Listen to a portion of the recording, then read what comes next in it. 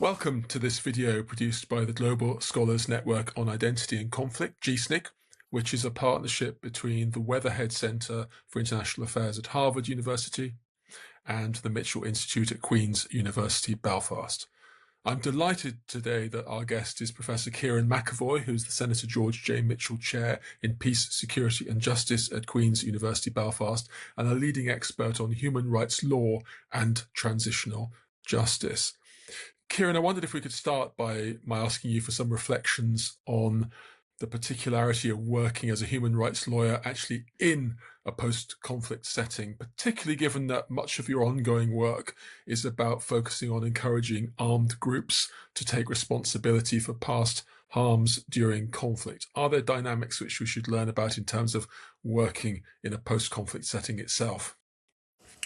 Sure. First of all, it's a real honour and a privilege to be here, Richard. I suppose, speaking as a human rights lawyer, I think I've probably been on what some people might call a bit of a journey on human rights and the role of human rights in transitional justice and post-conflict context. I started off quite cynical, actually, about the role of law and lawyers. Probably 25 years ago, I was writing quite critical things about the hubris of law and lawyers in post-conflict societies. And I was quite influenced at the time by the establishment of a range of major legal tribunals that were established in Yugoslavia, in Rwanda, Sierra Leone, and so forth. And it seemed to me at times these were quite hubristic, probably over-promising societies that had been through conflict and under-delivering. So I started off quite cynical about law and lawyers, but I've become more lawyerly, actually, in the last number of years for a couple of reasons. First of all, I had the direct experience of engaging with the Republican movement here in Northern Ireland, trying to find alternatives to punishment violence. So when the IRA ceasefire came in 1994, that was a cessation of military operations, as they termed it. So policing, punishment, paramilitary vigilantism essentially continued.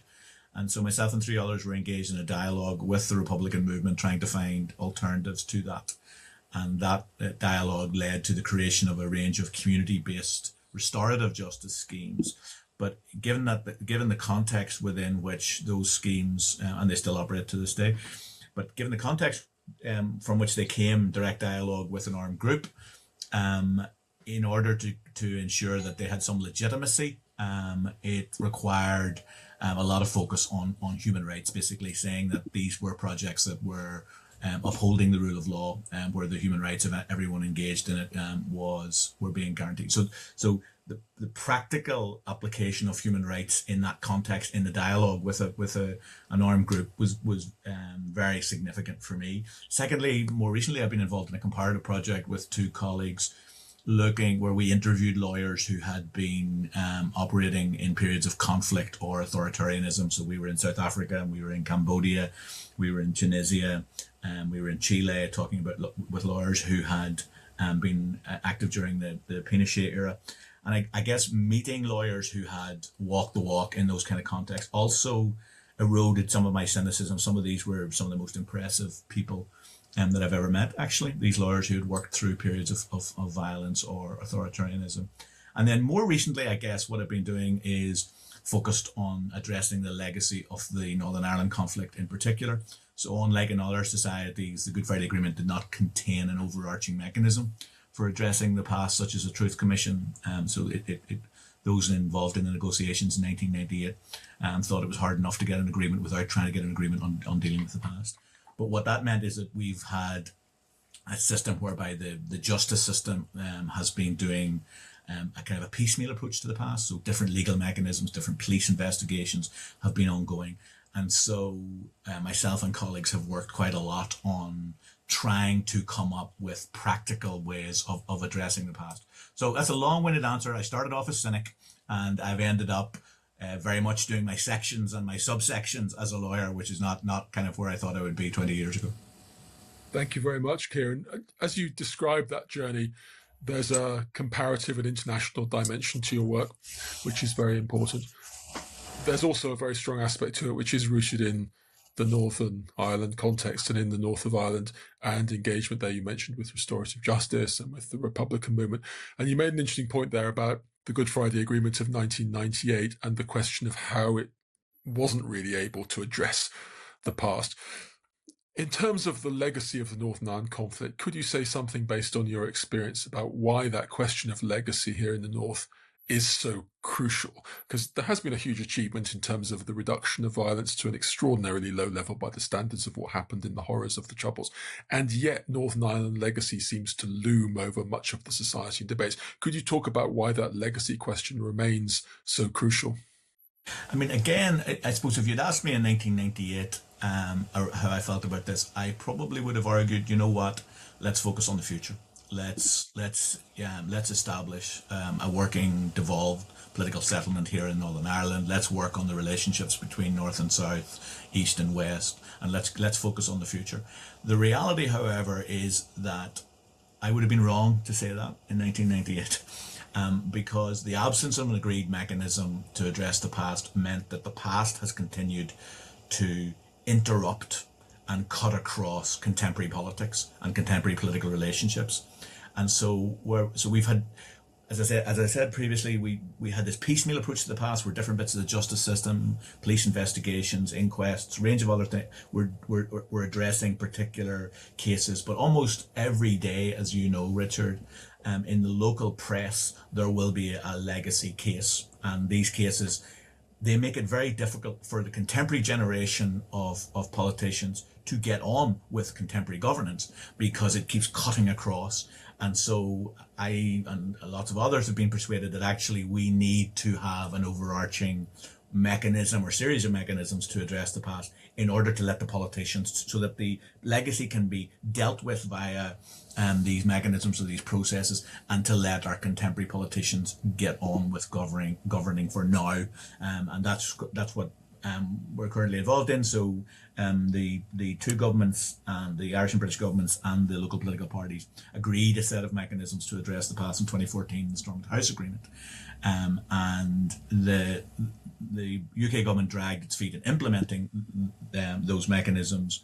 Then we had a period where Boris Johnson's government came in, a right-wing populist government, and he decided to bin the agreement that had been reached with the British and Irish governments and the local political parties, and to instead introduce an amnesty. Primarily, the amnesty was designed to secure impunity for veterans, or British Army veterans who'd served in Northern Ireland, a number of whom had been investigated by contemporary mechanisms, and so that did not land very well with the right in British politics. And so Johnson's answer was to impose an amnesty, in effect, that no one had asked for here.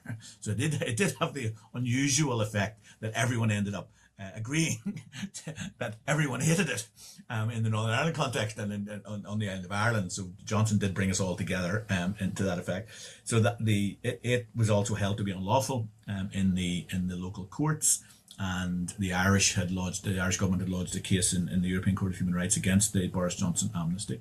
When Keir Starmer was elected leader of the Labour Party, and when his government came in, he did so on a pledge in the Labour manifesto to get rid of the Boris Johnson amnesty and to return to the agreement, more or less, that was signed in 2014. And to his credit, his government have reached a new agreement in effect with the Irish government. A new legislation is currently before the UK Parliament, whereby they've got rid of the amnesty, and they're setting up two mechanisms. One is a legacy commission, in effect a truth commission, and the other is a cross-border mechanism where you would seek and receive voluntary information from armed groups. No one could be prosecuted from any of that information that's provided to that mechanism. And the idea is to secure information for families via, in effect, on the one hand, legal investigation, and then secondly, in a separate mechanism, voluntary information retrieval. And in addition to that, the two governments have, and this is the bit of work that I'm working on at the moment, the two governments have agreed that they will consider issuing statements of acknowledgement for their contribution to the conflict, and would expect others to do the same. And that would be Republicans and Loyalists, in addition to providing information on what they were involved in during the conflict for affected families, crafting statements of apology or acknowledgement about their role in the conflict. So the idea behind it is that there would be a choreography or a sequencing statements of acknowledgement or apology between all of the different actors. So we're in a much better place than we were on that. However, Keir Starmer is under significant pressure again from the right in British politics. There are a lot of generals writing to the Times and so forth, demanding the Boris Johnson amnesty comes back. And Starmer has done a lot of U-turns recently. And so there's a degree of nervousness that the Boris Johnson amnesty may re-emerge. Now, I'm hoping that's not going to happen, but we're not home yet. We haven't brought all of this home. There's also been there's been quite a significant judgment came from the UK Supreme Court there just before Christmas, which said that the UK government has the power to secure, on the basis of national security concerns, to prevent information from going to families, and particularly that's significant where you have state actors or indeed agents working within paramilitary groups who were responsible for human rights violations. And so there's a deep culture of secrecy within the UK system, and it's quite a conservative UK Supreme Court now. And so that judgment is also making it quite difficult, I think, to secure public confidence if at the end of the day the British security services, MI5 in particular, have the capacity to take information out that would otherwise go to families. So we're not home in a boat yet, but we're in a much better place than we were when Boris Johnson was in charge. Yes, I mean, that part of the journey you're describing doesn't involve a complete result, but it is progress from where things were under the previous regime as you're depicting it. Yes. Given all of that experience that you've talked about, Kieran, and the Northern Irish dimensions of things and the vital importance of that journey on legacy and the role of academics like yourself in contributing to that policy world, one of the things which I know at the Mitchell Institute you and other colleagues do is look at the ways in which there are resonances between the experience in Northern Ireland and conflicts elsewhere, in mutual ways of learning. In terms of this question about dealing with the past and dealing with the legacy of a politically violent conflict, what would you say would be the key elements you would want to draw out as being things that people studying and understanding other conflict situations around the world might want to look to, not in terms of applying lessons in any mechanical way, but looking at insights which might inform how people look at other conflicts?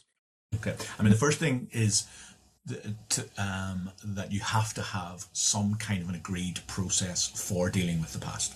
I think the idea of simply sweeping a past of violence or authoritarianism under the carpet, the Northern Ireland example speaks to the fact that it just cannot be done, that it leaves your politics dysfunctional.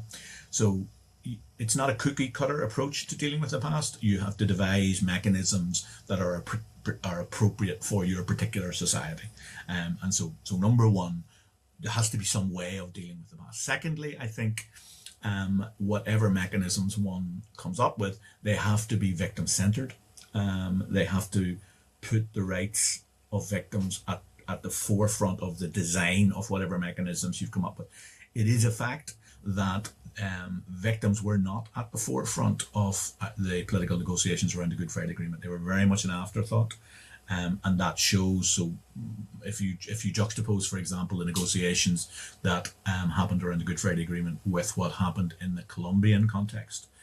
So in the Colombian context, as you know, Richard, when the then government were negotiating with FARC, one of the things that they did, they were in Havana and Cuba for these negotiations, they actually flew prominent victims advocates, representatives from different victims groups out to the negotiations to speak to the negotiators, both the government and the FARC negotiators, and to hear directly what victims wanted. And so the Colombian example is where the design of the transitional justice mechanism. So in that context, they have a truth commission, similar to what's being proposed here. But they have other mechanisms. They have a disappeared mechanism that had to be created. They have an extensive reparations program, and they have a transitional court, a transitional justice court, where prosecutions. So the victims were at the center of the negotiations, and that shows in terms of the sophistication of the design of the transitional justice mechanisms. So victims at the forefront. There has to be some way of dealing with it. I think amnesties, certainly general amnesties, don't work.